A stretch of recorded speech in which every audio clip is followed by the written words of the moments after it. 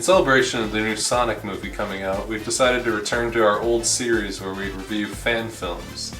So we're going to talk about a couple Sonic the Hedgehog fan films tonight. We've just finished our first of the night. Connor, what is the plot of Sonic?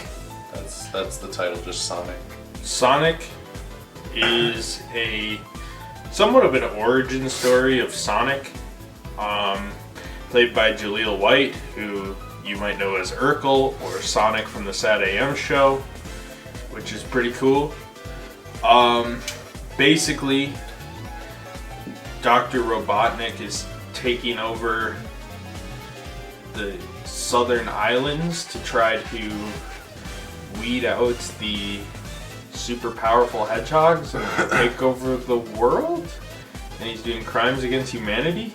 I mean, it's a pretty loose plot just because it's a 15-minute fan film, but basically, like, you know, the Robotnik soldiers are looking for Sonic, and it's really just like a tech demo for Sonic CGI.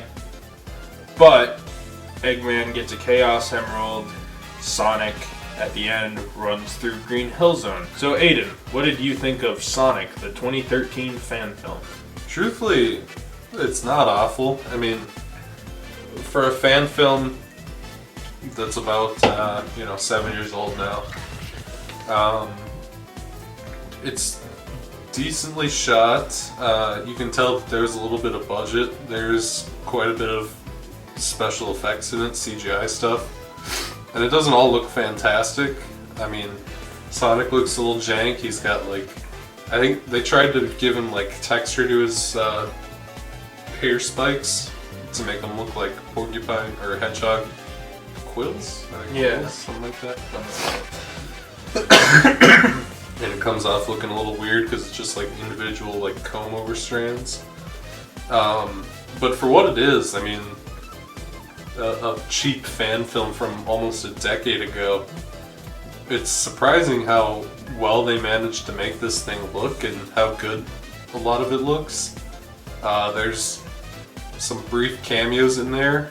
James Rolfe, the angry video game nerd, appears as a newscaster, and also earlier tonight we were filming our review of Doug Walker's Season 1 of The Nostalgia Critic, and he also features briefly in this, which was a happy little coincidence. There's not a lot of plot, so it's a little hard to talk about it from that perspective. You can tell it was more just like a little fan kind of testing out stuff and playing around with the idea.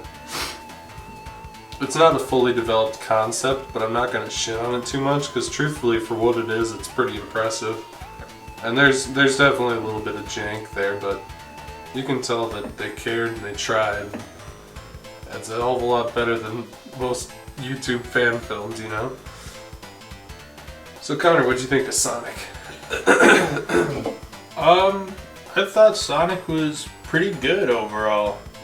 I mean, the CGI is inconsistent. There are parts of the CGI that actually look really good. Sonic was kind of slow moving, like when he did the Green Hill Zone run. Green Hill Zone looked really nice for a 2013 fan film with After Effects done probably by one or two guys for free. Green Hill Zone was entirely CGI for the most part. But yeah, that actually looked pretty good. A lot of the shot composition was pretty good, although it is pretty TV-esque, kind of, just because of the shoestring budget.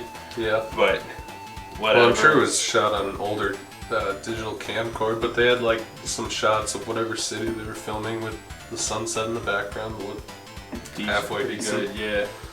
I thought the guy who played Robotnik was pretty good. Yeah. I mean, Jaleel White as Sonic was pretty good.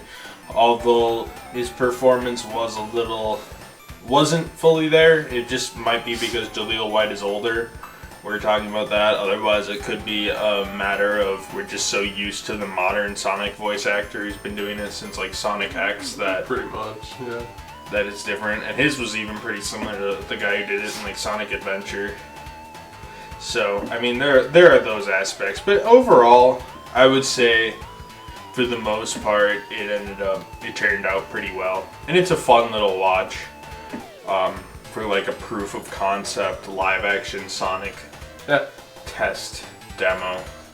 I wish I had more to say, but Aidan, would you recommend Sonic 2013?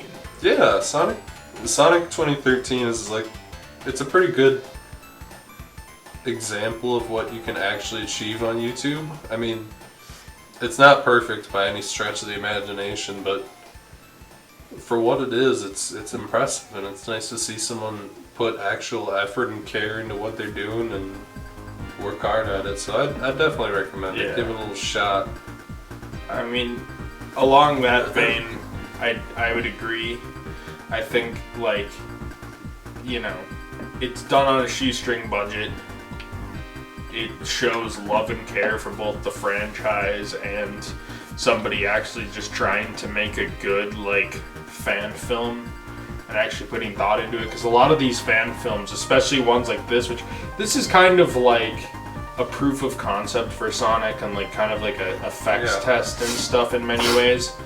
And there's a lot of Star Wars ones like that, but a lot of the Star Wars ones are like, it'll be cool. I'll be like, we'll just hit each I'll other be with Mace lightsabers. Thundercock, and we'll like run around with lightsabers, and we'll kill a bunch of stormtroopers. Yeah, there's pretty much And two they buy types a of Star handful. Wars fan films.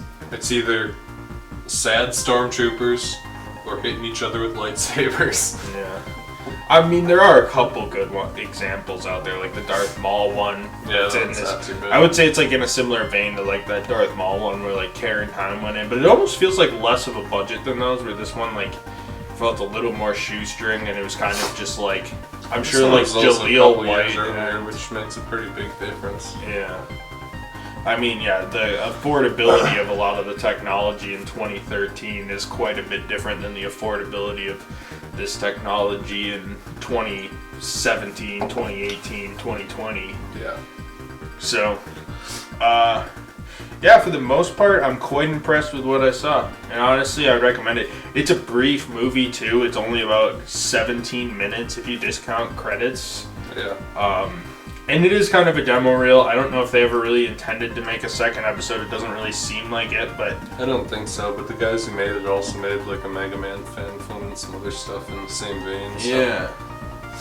So I think it was kind of just like a fun little like demo for Sonic fans who wanted to work on making like a cool like effects type movie. And honestly, you know, the acting's a little choppy, the CGI is a little choppy, but for what it is, and considering it's like a fan film, I feel like fan films gain a lot where even if they're kind of shitty, if they have heart and it's like these people are new, obviously they don't have the Hollywood budget where they can have 2,000 people working on effects and shit, considering this was probably whipped together by a crew of around 20 people. Probably. Or less, and probably on a budget where no one was making money.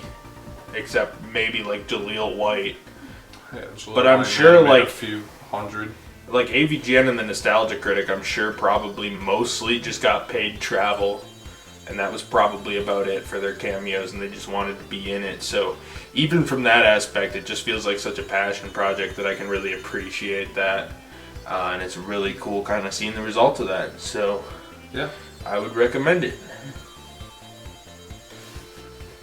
I think James is just nice enough to show up to anyone who asks.